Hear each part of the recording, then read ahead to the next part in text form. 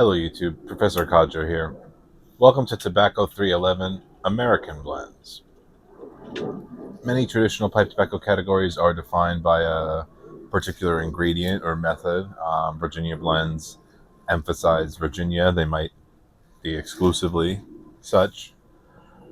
English mixtures are usually organized around Latakia and Oriental with some Virginia. Navy blends associated with pressing, flakes, often rum. The American blend is harder to define. Uh, I guess experimentation is sort of part of its identity. Today, we'll explore the loose category of American blends with Cornell Diehl's Americana as a representative example. Uh, why don't you go ahead, do the honors of opening up that tin? It's a good feeling. Americana combines several different tobaccos in this mixture: Virginia, Burley, Black Cavendish, and Latakia. This just comes off of this one. It's a nice ribbon. Might sound like a crowded list, possibly, but the blend is designed so that no single component completely takes over. Yeah, I'm really curious about this one. And just a hint of Latakia. Let's see how that works out. Because for me, Latakia tends to take over. Right. I've come to appreciate it more, you know? Right. One thing I've noticed is that now that I've been able to isolate some of the more components, so I've been smoking the Bijou, which has some Orientals and just Virginia, right? Mhm. And at first I couldn't really, distinguish the Orientals. I'd be like, okay, I'd have an English blend. I'd be like, all right, Latakia, maybe the Virginia base, but like now I can sort of parse through the components a little bit better now that I've had them in more isolation. So I'm able to appreciate Latakia more because it's not masking everything else. You know what I'm saying? I'm able to appreciate Latakia more because I'm able to appreciate the other stuff better. Exactly.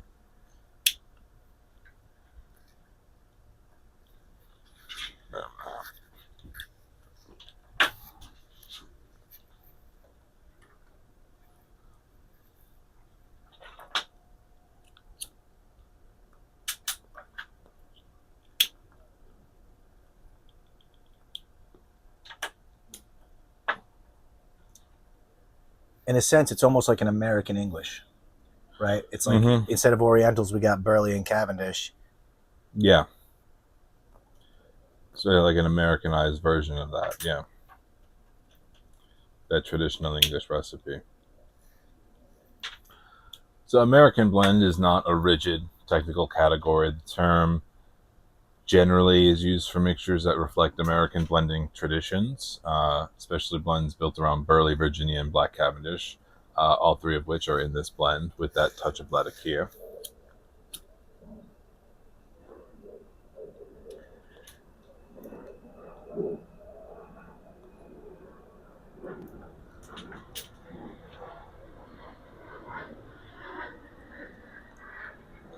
Yeah, right off the bat, it tastes kind of like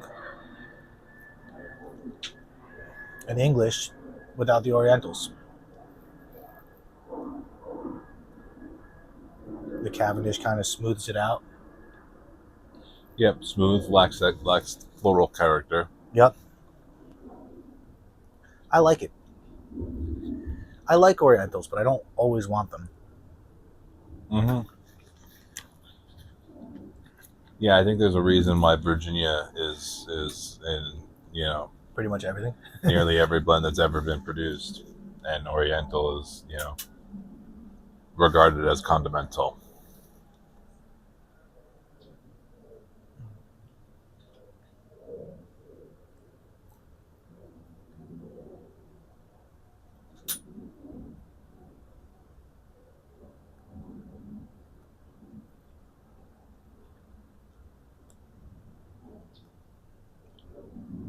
Some American blends are everyday mixtures. Others combine components, normally associated with English blends or Virginia mixtures, like this one with the Latakia. Rather than following one formula, it's kind of a flexibility almost that defines the American category. Yeah, I would have thought almost they would use like just being American, like dark fired Kentucky as opposed to Latakia.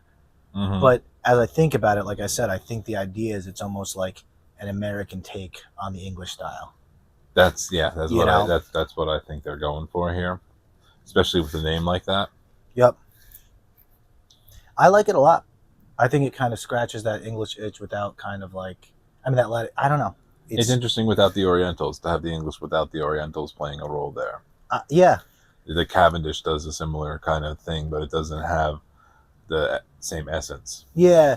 I know some like Scottish mixers and English blends in general might have Cavendish as an optional thing. That's just always kind of, I don't think you really taste it super much. It just kind of does. I mean, maybe a little bit of sweetness, but it's more of a smoothing effect, I feel like.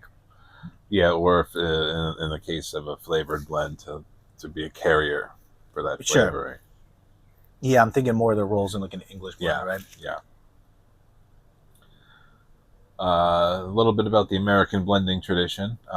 American pipe tobacco developed around widely available domestic leaf, particularly burley and Virginia. Burley provided body, strength, cool burning foundation, and the ability to absorb added flavorings. Virginia contributed sweetness and complexity. Cavendish could soften the mixture, also carry some additional flavor.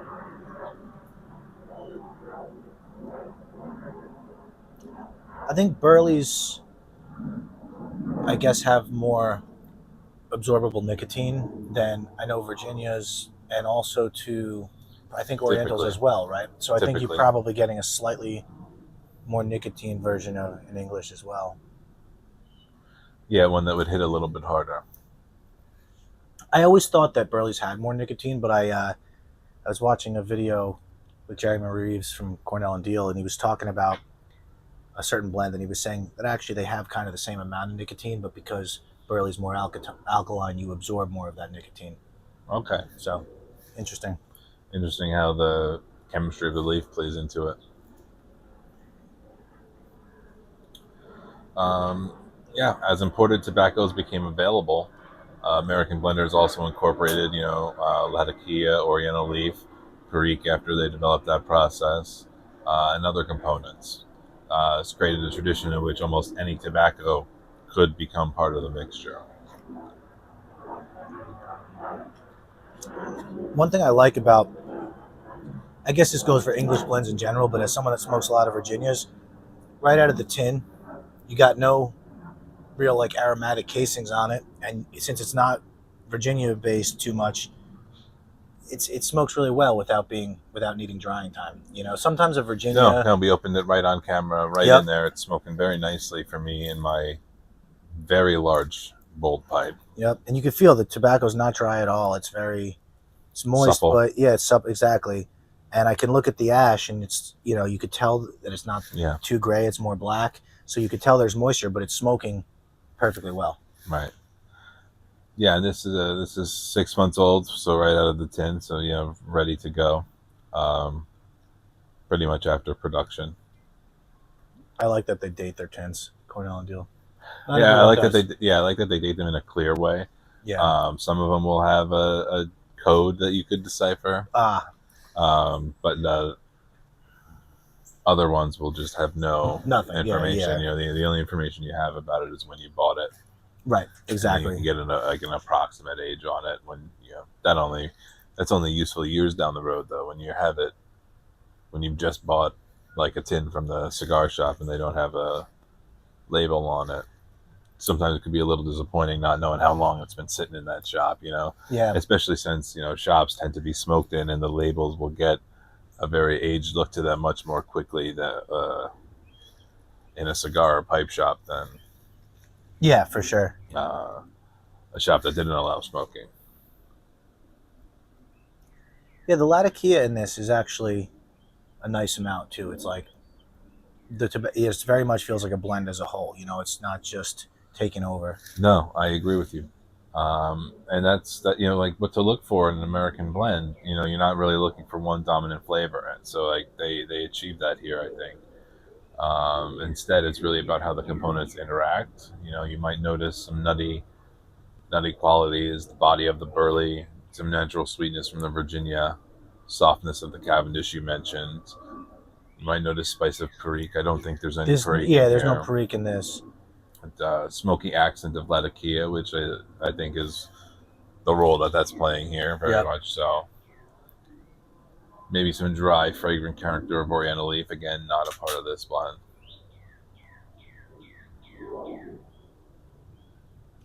I'm often, looking for something, like I've said before, 9 times out of 10, I'm reaching for a Virginia or a Vapor.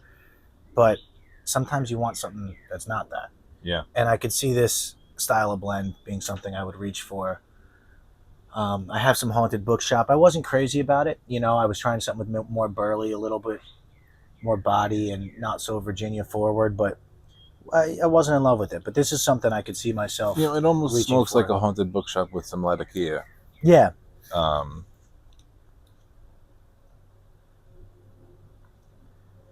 mean, I see why Latakia is such an important part of English blends. Mm-hmm. Yeah, with the need to have potent, natural flavors. Yeah, for sure. Yeah, for me, with the Virginias, they have their own totally different kind of potent natural flavors. But when they're mixed with burley, for me, that kind of overshadows them a little bit. Perique complements them really well, and I know a lot of people love Vapors, but just haven't found yours yet. Yeah. Yeah. I forget. Do you have Briar Fox? Have you tried it? I have not tried that one yet. I'm curious. I know it's, again, I wonder how much of it's marketing and hype, and how good can it be? Right. Right.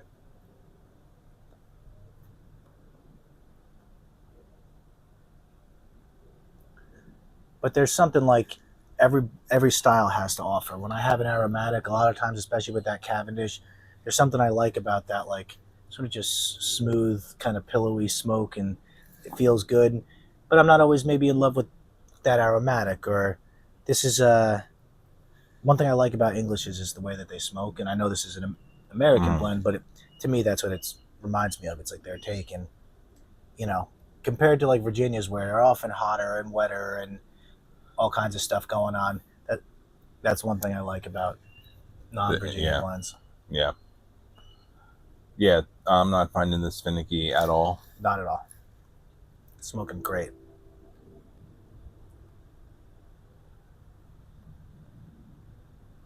I think it helps that we both have a wider bowl, with the, similar to what you'd want with an English blend, to let all the components kind of play a role at the same time.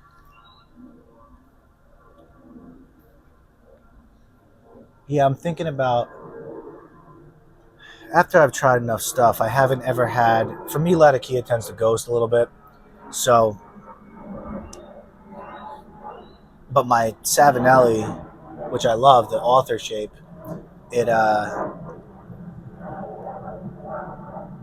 I've only smoked Virginias and Vapors in it. And the Haunted Bookshop as well. I haven't had Latakia in it. But I think it would do so well with that. And I honestly feel like, as much as I love the pipe, I like smoking my Virginias in other pipes more for the flavor. Right. So I'm thinking about, maybe I'll transition that one towards. Yeah.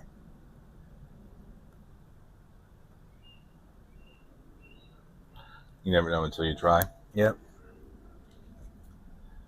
American blends may appeal to smokers who enjoy several tobacco families or prefer complex mixtures.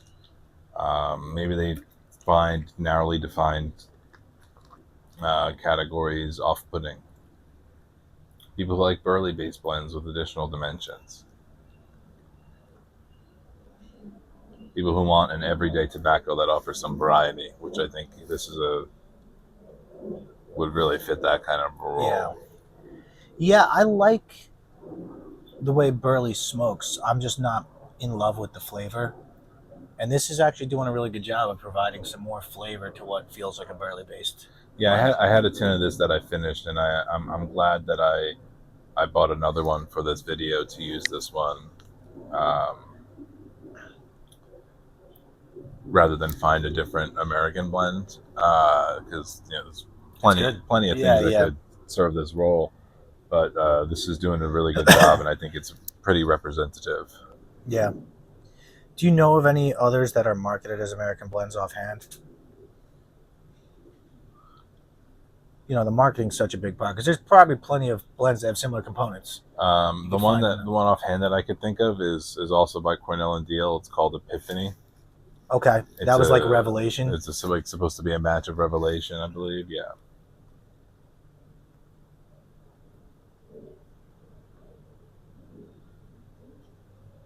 Which was what I guess Albert Einstein smoked, right? Supposedly, I think I heard Word that. on the street. Yeah. Yeah, yeah. Yeah. Apt name, right? Yeah.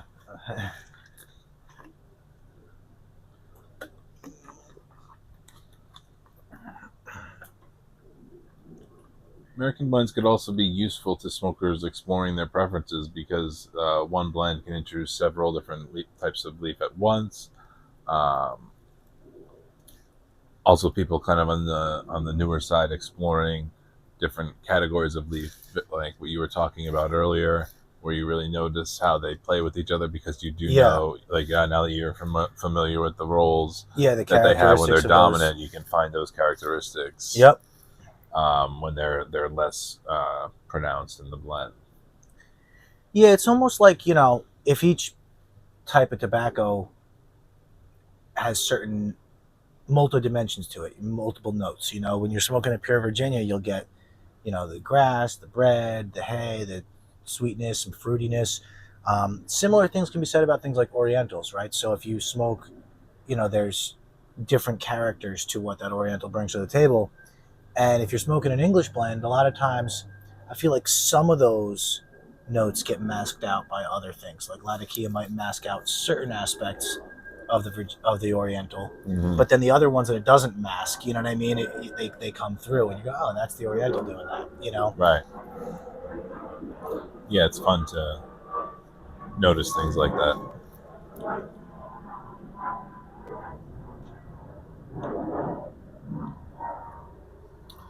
American blends might not be for a smoker seeking like an uninterrupted Virginia Burley or Latakia experience. They might find American mixtures a little too busy, but you're finding this quite nice as a admitted Virginia fan. Myself the same. Yep. My personal opinion on that so far, anyway, has been that I actually find the Virginias with their single leaf to have a wider variety of flavor experiences throughout the bowl versus something like this. Even though I can pick up multiple notes, I feel like each puff is pretty consistent. Yeah, it's pretty consistent. I'm expecting about the same throughout the bowl as Yep. how it's smoking. Whereas, a bowl of straight Virginia, I might have besides picking up the odd different note here and there, the first third tastes kind of more like this, the second third tastes more like that. And, with a lot of English blends, I think in general, I get that kind of vibe where it's, Sure. despite all their variety, there's a uniformity to it. Sure.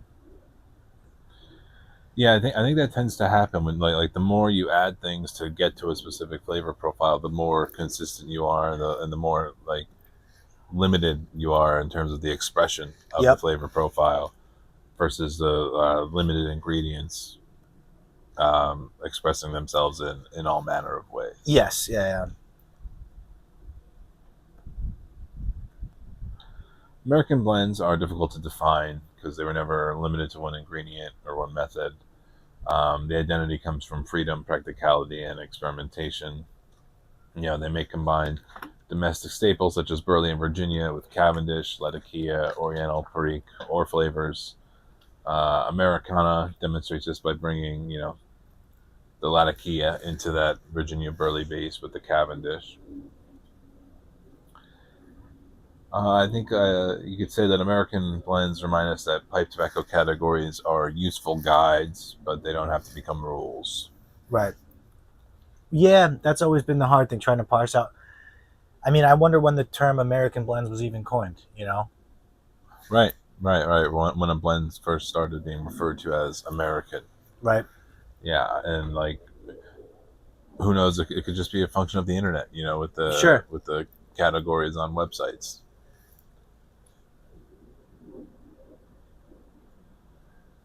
All right, until next time, thanks for watching.